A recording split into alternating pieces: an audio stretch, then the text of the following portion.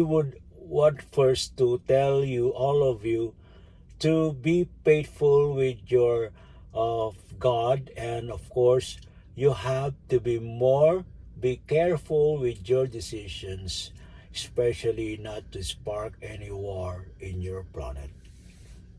Okay. Do you also concerned din ba kayo sa nangyayari? Ano bang effect nito sa Saturn? There is always a big effect to any planet in the solar system. Whatever happens in your planet will also affects us. So whatever it is, you should be more careful. And of course, I would like also to advise and to remind you that you have to be careful in whatever decision you make.